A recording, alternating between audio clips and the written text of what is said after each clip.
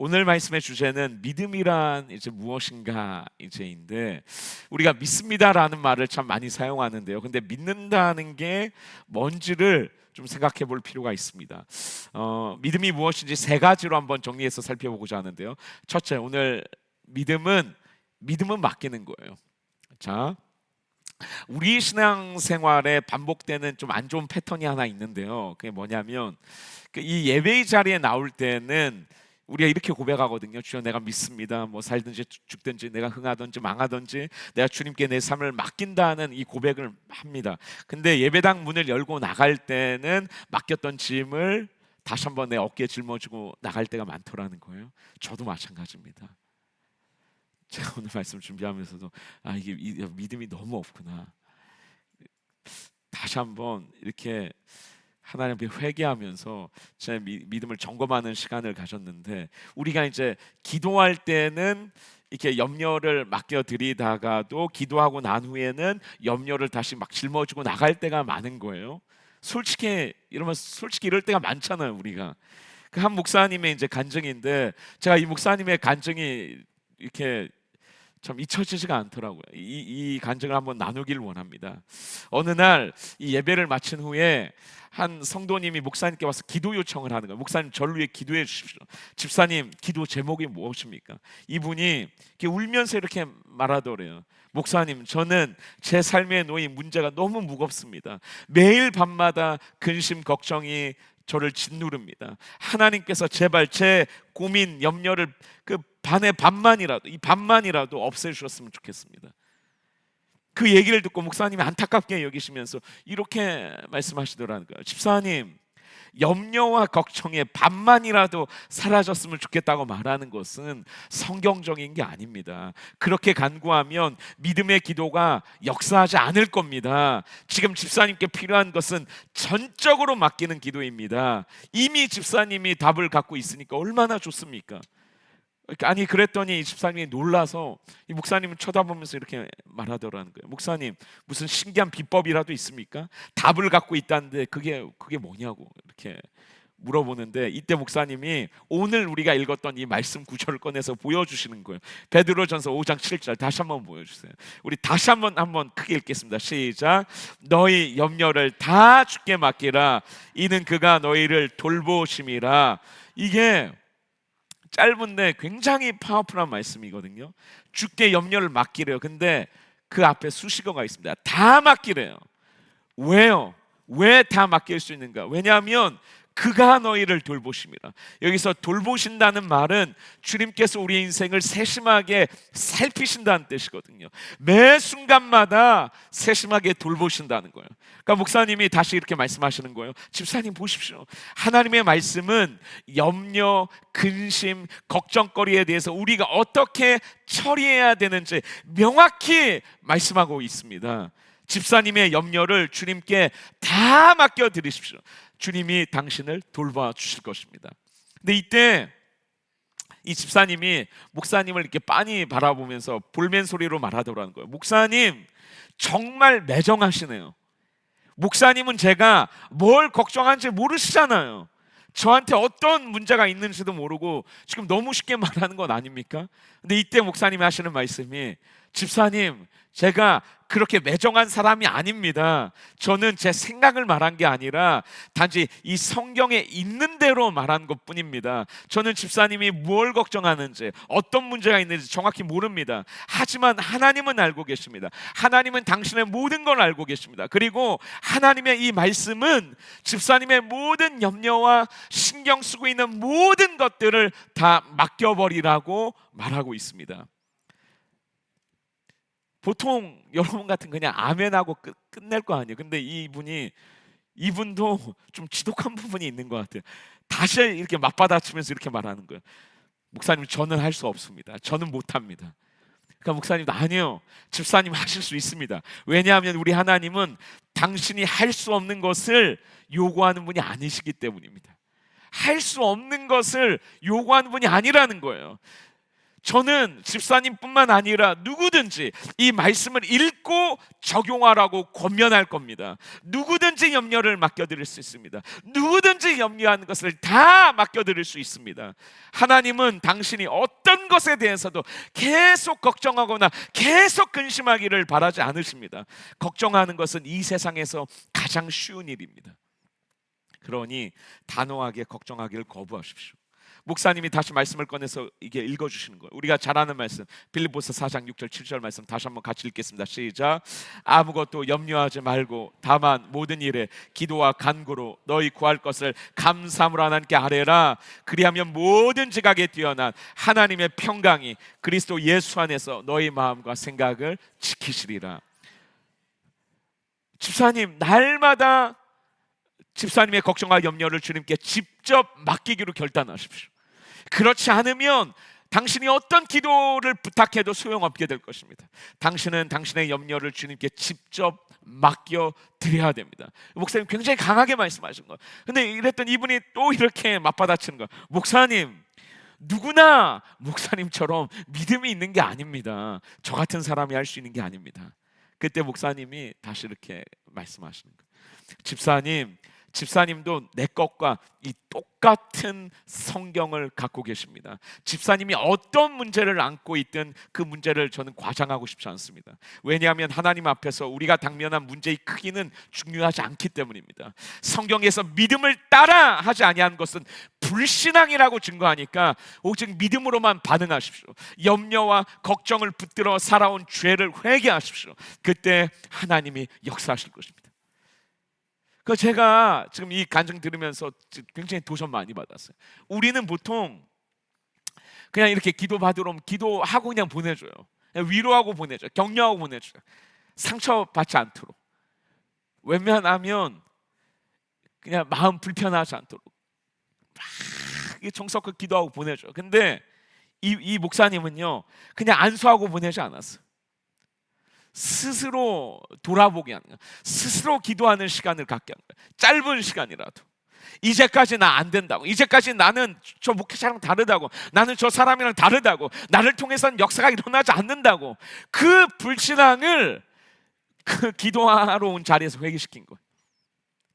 제가 이제 뒤에 부분을 다 말씀드리지는 못하지만 기도한 후에 놀랍게 이 성도님의 마음에 이전에 없던 평안이 임한 거예요. 늘 마음을 짓누르던 이 두려움과 무거운 압박감이 사라진 거예요. 여러분, 환경이 달라진 게 아니잖아요. 상황을 바라보는 이 믿음의 시각이 달라진 거예요. 저는 이 간증을 통해서 우리 선배들의 신앙이 참 심플하다. 복잡한 게 하나도 없다. 많은 말이 필요하지 않다는 것을 다시 깨닫게 됐어요. 그냥 순종하는 거예요. 주께 염려를 맡기라. 그리하면 주가 돌보시리라. 믿음으로 이 말씀에 베팅하는 거예요. 그냥 맡겨드리는 거예요. 염려를 붙들고 살았던 이것도 죄거든요.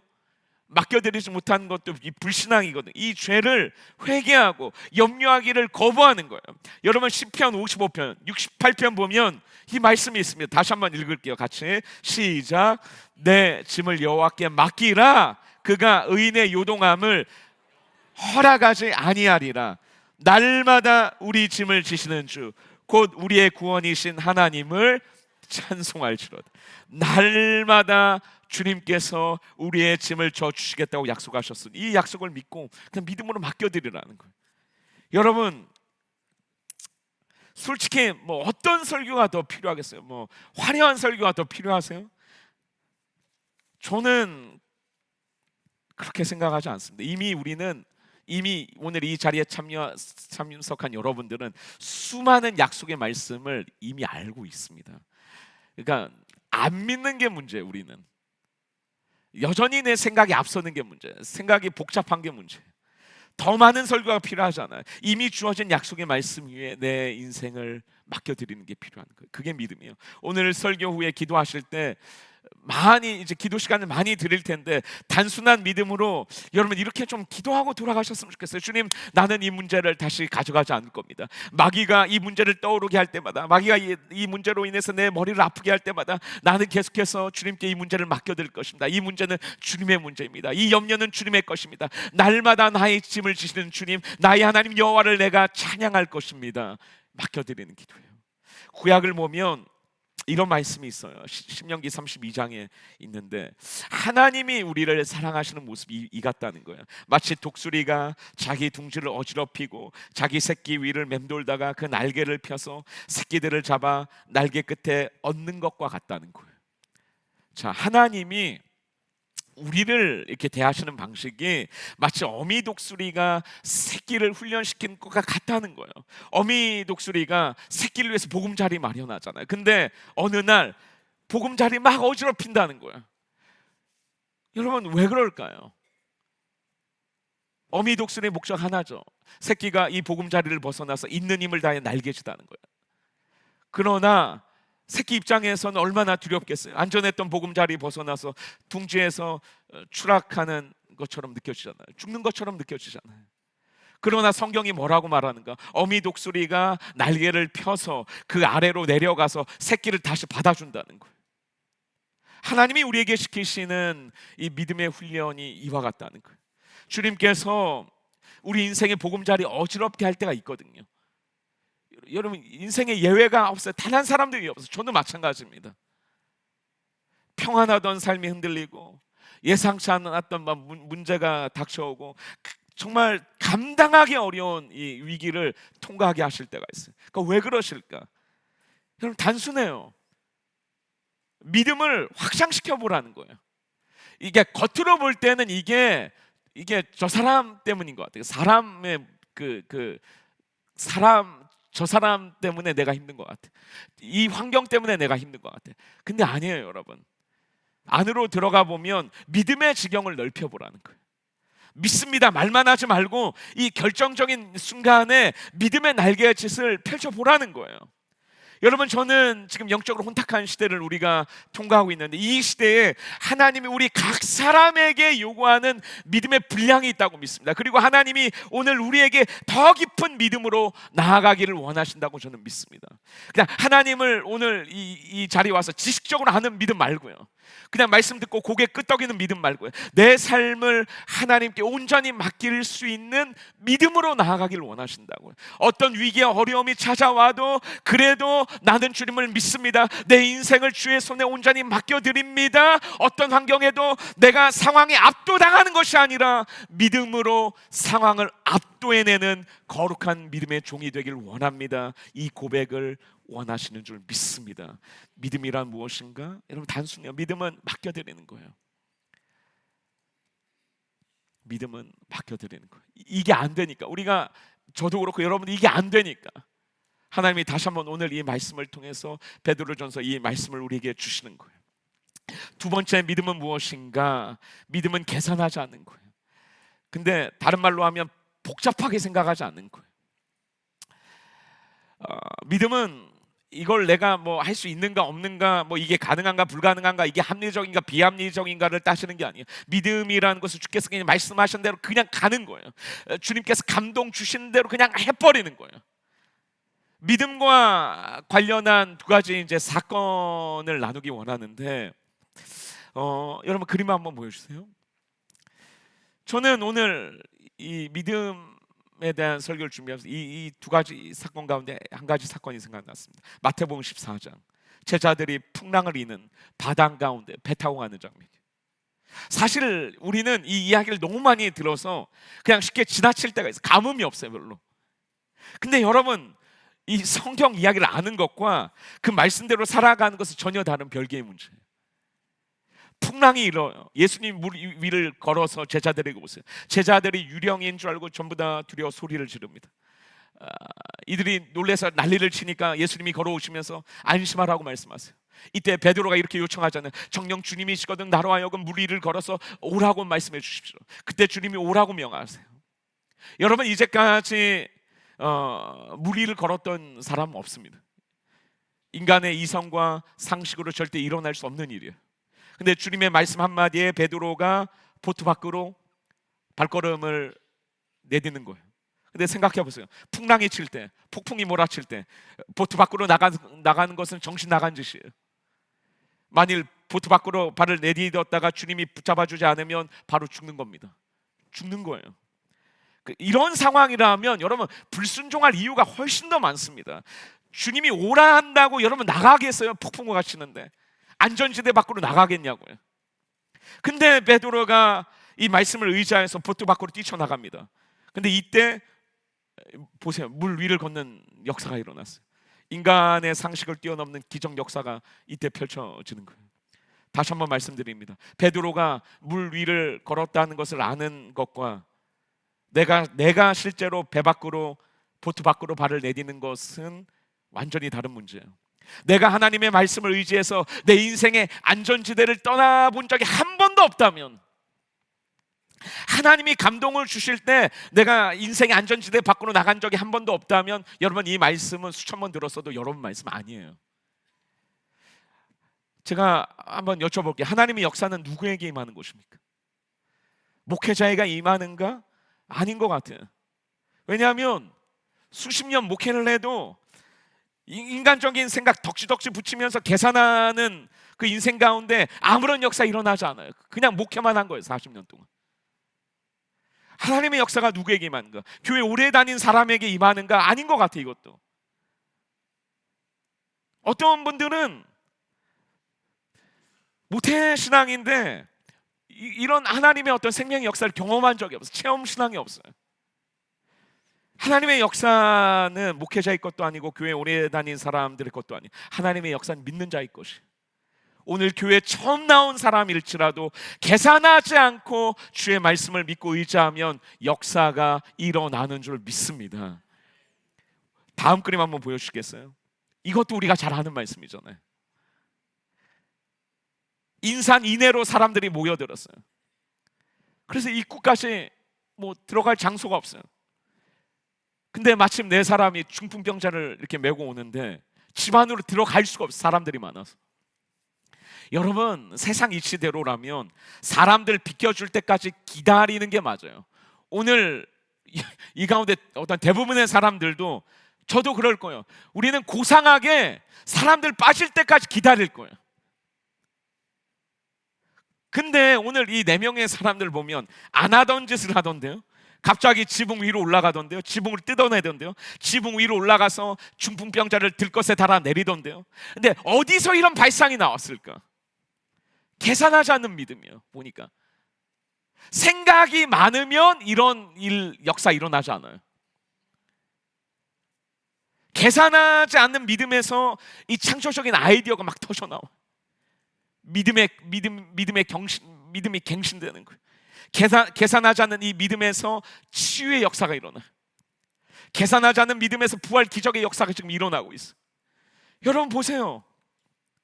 하나님은 능력이 있어서 쓰시는 게 아니라니까요. 우리가 단순하게 믿는 자들 들어 쓰시는 거예요. 제가 다시 한번 말씀드립니다. 신앙생활할 때 생각이 너무 많으면 안 좋아요. 여러분 그림을 내려주세요. 생각 많은 사람들 있잖아요. 생각이 너무 많은 사람들. 생각하지 말라는 게 아니라 생각 너무 많은 분들이 있잖아요. 그러면 쓰임받기 힘들어요. 생각이 꼬리에 꼬리를 물잖아. 실패하면 어떡해? 사람들이 나를 이상하게 보면 어떡해? 혹시 더 나쁜 일이 생기면 어떡해?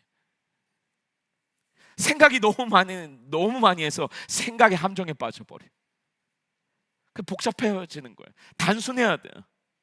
믿음이라는 거는 그냥 계산 안 하고 그냥 해버리는 거예요. 감동 오면 조금이라도 이 감동 오면 해버리는 거예요. 안 될 것 같아도 그냥 믿고 해보는 거예요. 두려워도 그냥 순종해버리는 거예요. 그 단순한 믿음을 통해서 하나님이 인생의 닫힌 문을 여시고 인생의 장애물을 능히 뛰어넘게 하시더라는 거예요. 여러분 오늘 이 시간입니다. 오늘 이 예배의 자리를 통해서 우리의 인간적인 셈법과 복잡한 계산들이 다 무너져 내리고 단순한 믿음이 회복되기를 주의 이름으로 간절히 축원합니다. 믿음은 무엇인가? 믿음은 맡겨드리는 거예요. 그리고 믿음은 무엇인가? 믿음은 계산하지 않는, 그냥 복잡하지 않은 거예요. 그냥 단순하게 해버리는 거예요. 그리고 믿음은 마지막으로 무엇인가 선포하는 것입니다. 굉장히 중요합니다. 히브리서 11장 1절 보면 이런 말씀이 있어요. 믿음은 바라는 것들의 실체래요. 그리고 보지 못한 것들의 증거래요. 믿음은 아직 보이지 않는 것을 이미 이루어진 것처럼 확실하게 믿는 거래요. 그래서 믿음의 사람은 언제나 하나님의 약속을 붙잡고 소망을 고백하는 사람이에요. 내 눈에 뭐 증거가 지금 안 보여, 내 귀에 아무 소리가 안 들려. 그래도 일단 믿었으면 믿음대로 말하고 일단 지르는 거예요. 일단 믿음대로 선포하는 거예요. 내 입술을 열어서 하나님이 행하실 일을 미리 그냥 질러버리는 거예요. 선포해버리는 거예요. 여러분, 저는 이 부흥에 대한 열망이 있습니다. 제가 이렇게 이 부흥을 이게 부흥이다라는 것을 이렇게 경험한 적이 벌써 25년 전이에요. 군대에 있을 때 사역할 때 어떤 성장했던 적은 있어요. 근데 저는 그걸 부흥이라고 말하고 싶지 않아요. 군대에 있을 때 그 장병들이, 교회 처음 왔던 사람들이 그 자리에서 회심하고 예수님을 나의 구주로 고백하고 정말 그 교회가 크게 성장했던 적이 있어요. 근데 오늘날 제가 부흥을 말하면 사람들이 이렇게 말하거든요. 지금이 어느 때인데 그런 말 하냐고. 그냥 교회 유지만 잘하라고. 목회자들인데도 그런 그 훈수를 두더라고요. 아니, 지금 교회들이 이렇게 쇠퇴하는데 뭐 무슨 부흥을 말하냐고. 맞아요. 근데 사실 상식적으로라면 이분들의 말이 맞아요. 현실적으로 우리는 영적으로 지금 매우 어둡고 암울한 때를 지금 통과하고 있습니다. 하지만 저는 여전히 부흥을 사모합니다. 각 사람의 이 심령마다 뜨거운 회개가 터져 나오기를 바라고, 메마른 영혼들이 살아나기를 바라고, 복음을 향한 첫사랑 회복되기를 바라고, 새벽에 이슬 같은 주의 청년들이 정말 일어나기를 바라요. 이 세대 가운데 하나님께서 정말 다시 한번 강력한 부흥의 우물을 터뜨려 주시기를 바랍니다. 이것을 계속해서 제 입술로 고백하기를 원해요. 보이지 않아도, 안 보여도, 사람들이 정말 조롱해도 저는 계속해서 이것을 고백하기를 원해요. 거듭 말씀드리지만 믿음은 하나님이 이루실 일을 미리 선포하는 거예요. 동남풍이 불고 서북풍이 불어와도 거기에 흔들리면 안 되는 거예요. 하나님이 이루실 것을 끝까지 포기하지 않고 선포하는 거예요. 여러분, 다윗과 골리앗 사건 다 아시잖아요. 이스라엘의 사울 왕이, 이스라엘의 모든 군대가 블레셋 거인을 보고 다 도망쳤어요. 모든 사람이 겁에 질려있던 그때 이 10대 소년이, 다윗이 이 전장에 와서 선포합니다. 선포하는 거예요. 제가 이 다윗의 이 인생을 보니까 늘 선포하는 인생이었어요. 17장 36절 한번 보세요. 37절 우리 같이 한번 이 말씀을 읽기 원합니다. 시작. 주의 종이 사자와 곰드쳤은즉 살아계신 하나님의 군대를 모욕한 이 할례받지 않은 블레셋 사람이니까 그가 그 짐승의 하나같이 되리이다. 지금 선포하잖아요. 37절 같이 읽습니다. 시작. 또 다윗이 이르되 여호와께서 나를 사자의 발톱과 곰의 발톱에서 건져내셨은즉 나를 이 블레셋 사람의 손에서도 건져내시리이다. 선포하잖아요.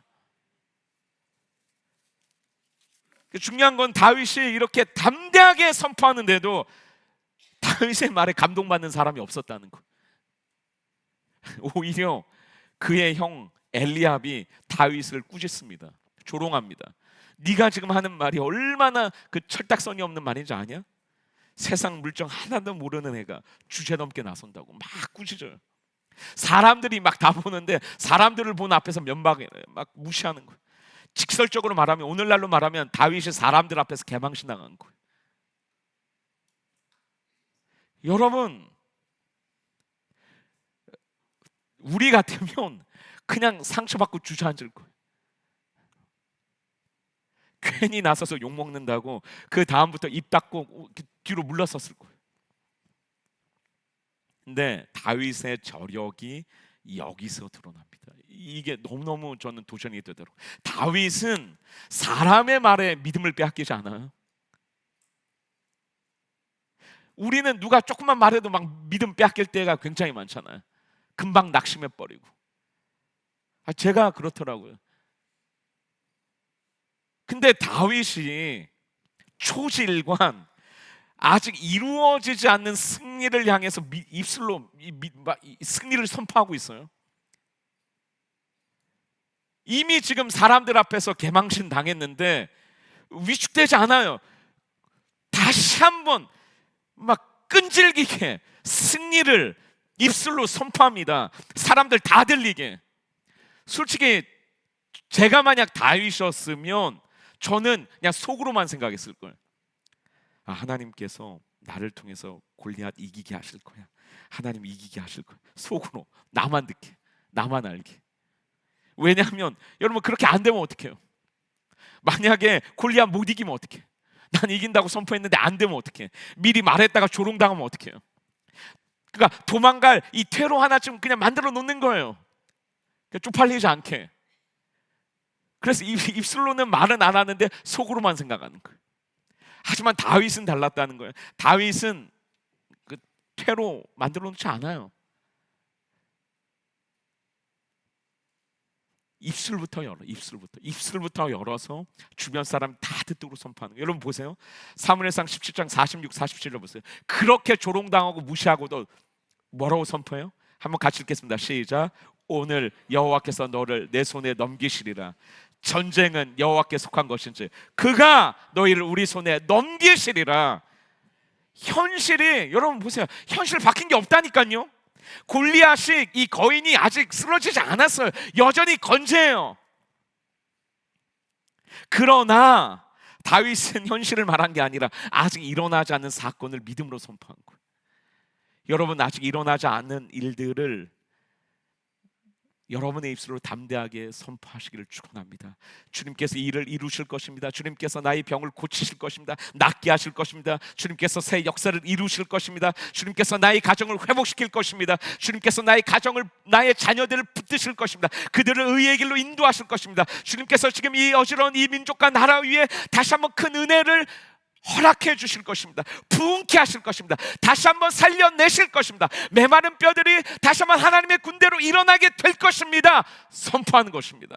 여러분 성경은 뭐라고 말하냐면 이 죽고 살아나는 게, 죽고 사는 게 혀의 힘에 달렸다고 말합니다. 믿음의 입술이 너무나 중요하다는 거예요. 잠언서 18장 20절 21절, 베드로전서 3장 10절, 우리 다시 한번 같이 읽기를 원합니다. 시작. 사람은 입에서 나오는 열매로 말미암아 배부르게 되나니 곧 그의 입술에서 나는 것으로 말미암아 만족하게 되느니라. 죽고 사는 것이 혀의 힘에 달렸나니 혀를 쓰기 좋아하는 자는 혀의 열매를 먹으리라. 그러므로 생명을 사랑하고 좋은 날 보기 원하는 자는 혀를 금하여 악한 말 그치고 부정적인 말을 그치래요. 말이라는 게 그냥 허공에 사라지는 게 아니더라고요. 말에는 열매가 있습니다. 내가 뿌린 말이 다시 내 삶으로 돌아오는 거예요. 이거를 이 영적인 법칙을 우리 눈으로 보면 우리가 일상에서 많은 말들을, 이 말버릇을 고치게 될 거예요. 왜냐하면 우리가 신앙생활에 열심을 내면서도 이 불평과 비난과 원망이 버릇처럼 되어 있는 사람들이 있거든요. 그러니까 그러한 인생 위에는 풍성한 은혜가 임하기가 어려워요, 여러분. 왜냐하면 자신이 내뱉은 말로 인생의 축복을 스스로 제한시키고 있단 말이에요. 부정적인 말들이 자기 자신을 무너뜨릴 뿐만 아니라 주변 사람들까지 지치게 만든 거예요. 여러분 뭐 멀리 볼 필요 없어요. 가까운 가정을 보세요. 불화가 끊이지 않는 가정을 한번 보세요. 공통적으로 나타나는 모습이 하나 있는데 그게 언어예요. 말이에요. 가족들 사이에 믿음의 언어가 없어요. 축복의 언어가 없어요. 칭찬과 격려의 언어가 없어요. 늘 깎아내리는 말이에요. 늘 입을 열면 불평해요. 원망해요. 조롱해요. 비난해요. 그러면 이러한 부정적인 말이 스스로를 묶는, 가정을 묶는 족쇄가 되는 거예요. 여러분 저는 성광의 모든 권속들의 입술이 바뀌기를 소망합니다. 죽이는 말이 아니라 우리가 만날 때마다 살리는 말을 하고 낙심시키는 말이 아니라 일으켜 세우는 말을 하고 믿음의 언어를 선포하면서 어디를 가든지 우리가 생명을 흘려보낼 수 있는 신실한 주의 종들 다 되시기를 주의 이름으로 간절히 축원합니다. 여러분, 오늘 저는 이 믿음을 다시 한번 다루었습니다. 제가 저를 보니까 참 이렇게 부끄러운 게 너무 많아요. 그러니까 저도 결단을 다시 한번 내 믿음이 단순하게 좀 돌아갔으면 좋겠어요. 믿음은 맡겨드리는 거예요. 그리고 믿음은 계산하지 않는 거예요. 복잡하게 생각하지 않는 거예요. 감동이 오면 그냥 해버리는 거예요. 그리고 믿음은 입술로 선포하는 거예요. 이 시간 우리가 크게 한번 찬양하면서, 크게 한번 기도하면서 우리의 믿음의 입술을 크게 열 수 있기를 소원합니다.